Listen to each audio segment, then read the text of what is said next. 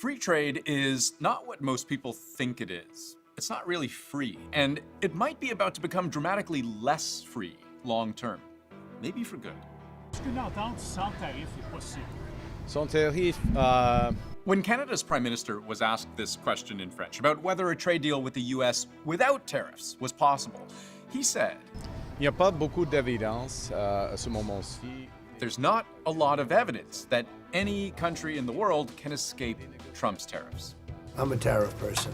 I've always been a tariff. It's simple, it's easy, it's precise, and it just goes very quickly.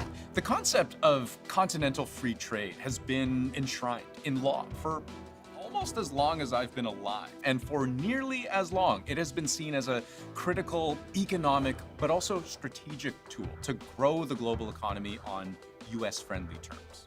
I'm sending to the Congress what will be one of the most historic pieces of legislation during my presidency, implementing legislation for the U.S.-Canada Free Trade Agreement.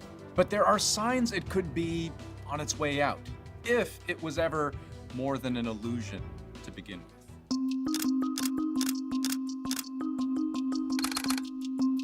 You know the notion of free trade is strained when Mark Carney calls it almost free trade, with a long list of exceptions. En effet, presque le libre-échange qui continue. Mais il y a des problèmes, évidemment, dans le secteur de l'acier, l'automobile, l'aluminium, le pharmaceutique et les autres, bois d'œuvre et tout cela. Because in those problem sectors he mentions, steel, cars, aluminum, free trade doesn't exist. In some cases, it hasn't for years, and the cost is only going up. In March, Donald Trump put a 25% tariff on Canadian steel and aluminum. In April, he put a 25% tariff on the Canadian content in cars. And in June, he slapped an additional 25% tariff on steel and aluminum. The likelihood of living with tariffs is very much a possibility. We are very much looking at a situation where we likely will have some form of tariffs. They may not be lifted, if they are at all, until next year. And Canada has retaliated against some of these tariffs in kind, with matching percentages, with the threat of also taking tariffs on American steel and aluminum up from 25% to 50%, just like the US, if the two sides can't reach a deal to ratchet things down. And pharmaceuticals, yet another potential free trade exception. And these exceptions all stack on top of another set of broad-based tariffs Trump has threatened. Starting August 1st, 2025, we will charge Canada a tariff of 35% on Canadian products sent into the United States, separate from all sectoral tariffs. This is going to fix the trade deficit. This will go a long way to fixing the trade deficit. So this is the state of free trade today. And think about where it might be heading. This new threat of a 35% broad tariff on Canadian goods, it actually does not apply to goods that fall under North America's current free trade agreement, which allows products through borders duty-free if they're sufficiently North American. So, for example, if you've got a shoe assembled in Canada, but made entirely with Chinese rubber and Korean fabric, and let's say a big part of that shoe's value comes from overseas, that's likely not covered under this deal and would be subject to the 35% tariff. At the outset of the trade war, the White House estimated most Canadian exports to the US, 62%, did not technically fall under the trade deal. In part because some companies actually preferred to pay very low duty rates rather than fill out the paperwork to prove that they're trade deal compliant. But a recent RBC report suggests as Trump began piling on tariff after tariff, almost 90% of Canadian exports seem to have entered the US duty-free. That's a big shift in compliance. So whether by rejigging their supply chains or just deciding to fill out the paperwork, more and more trade has started to fall under the umbrella of this agreement. It becomes very important because when the average tariff for the United States was about 2% or so, whether you were USMCA compliant or not, didn't make a huge difference when you're trading across North America. But if the tariffs go up to 10% or more, obviously you want that duty-free treatment. And it does mean next year's renegotiation of CUSMA becomes all the more important. And this is one great area of uncertainty when it comes to free trade in North America. CUSMA, or the USMCA, depending on where you live and what you call it, It's up for renegotiation next year, and the U.S. seems dead set on changing the terms. Are you going to renegotiate that free trade deal, the USMCA?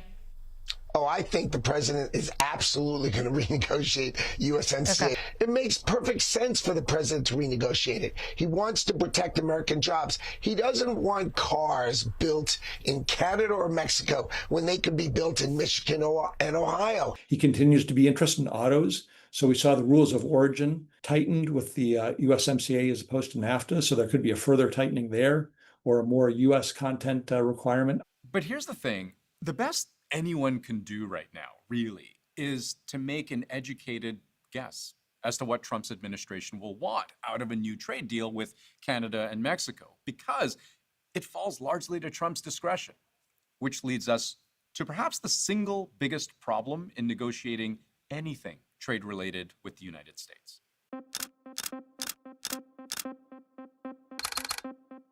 It goes without saying, Trump and his team see trade as leverage to get what they want. Of course, it seems fair that you should pay a tariff to do business with the greatest customer on earth, the American consumer. For Trump, tariffs are often transactional and perpetually subject to change. See an industry that needs shoring up, whether it's steel, aluminum, cars, lumber, pharmaceuticals, energy, slap a tariff on imports. Feel like Canada and Mexico don't adequately police fentanyl at the US border? Slap a tariff on imports. Want to extract more money from Indonesia? Threaten a 32% tariff, then agree to lower it to 19% after they agreed to buy 50 American jets from Boeing. Yeah, so that shows you where we're in a different world.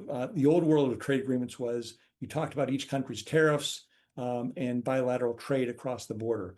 And now what you see with the Indonesia agreement is that other issues will be brought in, defense issues, foreign policy issues. President Trump doesn't have any strong ideals or at least strong attachment to the idea of free trade. You also have to remember that tariffs are maybe Trump's most long-standing political position. He's been talking about these things for decades. It seems to be something that he wanted to do long before they became something that he could use for leverage as he became president. I think a lot of people are tired of watching other countries ripping off the United States. Japan is a money machine. Saudi Arabia is a money machine. Why aren't these countries, these wealthy money machines, paying us for the defense of their freedom and their nations? This is a fundamentally different way of seeing the moving parts of a trade relationship, really, than we've seen for a long time.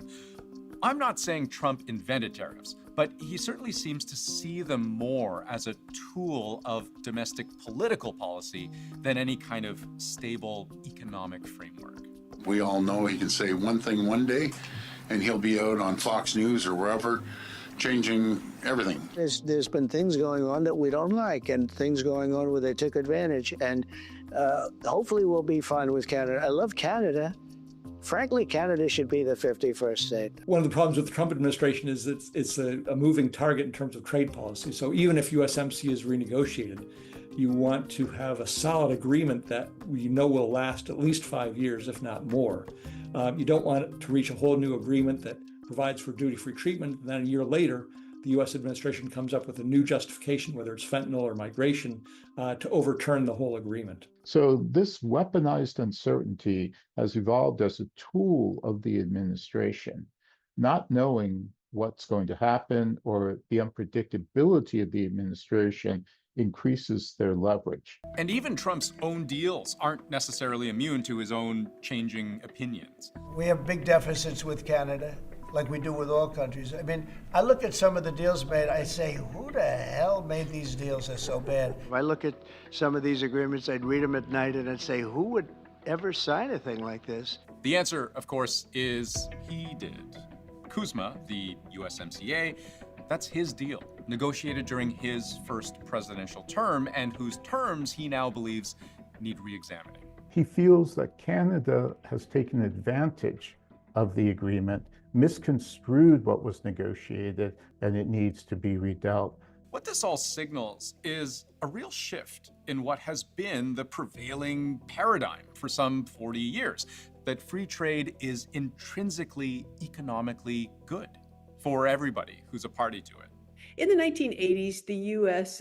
became more enamored with free trade when it realized that free trade could also be a tool of democratic development and foreign policy influence. It was an important tool for the US. Now we're moving into an era of more managed trade, industrial trade, open trade as long as it benefits my country more than it hurts it. But when the benefits are reduced, then we're out to change the rules. And Donald Trump has really disrupted the rules of global trade in significant ways, not just in the NAFTA or USMCA region, but globally.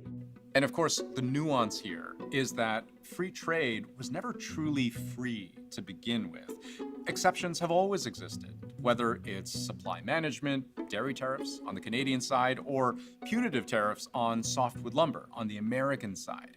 But Trump has really changed the rules of the game, and it's not clear to anyone whether those rules can easily be changed back.